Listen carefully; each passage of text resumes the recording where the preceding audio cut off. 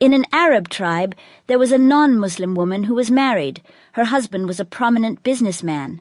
One day she heard about the last prophet of Allah, who is the beloved prophet of God in the Arab land, specifically in Makkah. The name of this surah is Surah al-Fatiha. In it there is a cure for every disease, and when it is recited or blown upon a person, they become better. This surah brings numerous blessings and benefits to those who recite or use it in various ways. In this surah, Surah al-Fatiha, there is a matter of faith, whether one is Muslim or non-Muslim, if they desire to receive the light of faith from Allah. Allah's power and capabilities are beyond estimation. Now this woman learned Surah al-Fatiha from someone, and when she recited the translation of Surah al-Fatiha, tears welled up in her eyes. Every time she recited this surah, Allah would rectify her difficult affairs. One day, a venomous scorpion stung her son. Despite calling upon renowned physicians and experts, they were unable to do anything, stating that the scorpion's venom was extremely dangerous. The child seemed to have little time left. The mother was in tears, and the husband was fervently praying to his deities, seeking help. As all remedies seemed to fail, the woman remembered that she had read about Surah al-Fatiha, believing it to possess healing powers for all ailments. The thought occurred to her that if she recites Surah al-Fatiha and blows onto her child, would he be healed?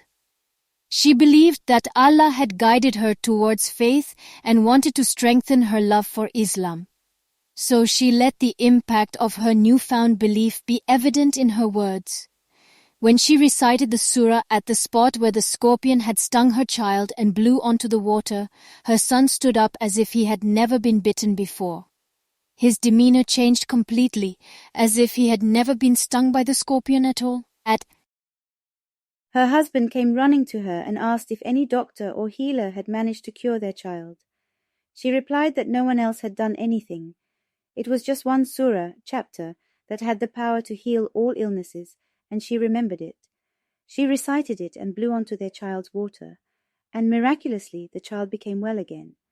She exclaimed, "Look how our child has been healed. It was just one surah that can cure any disease, and I remembered it. I recited it and blew onto his water."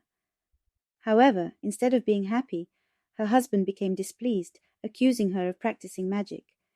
He was upset not because their child was now healthy, but because he detested Islam. His wife responded confidently, "Our child is alive and well, thanks to that surah. Otherwise, we would have lost him." But he turned a deaf ear to her and scolded her, driven by his aversion to Islam. As the wife continued to practice this healing act, her husband's hatred towards her grew even stronger. He started subjecting her to cruelty, beating her every day, and threatening her that he would skin her alive if she didn't stop reciting that surah.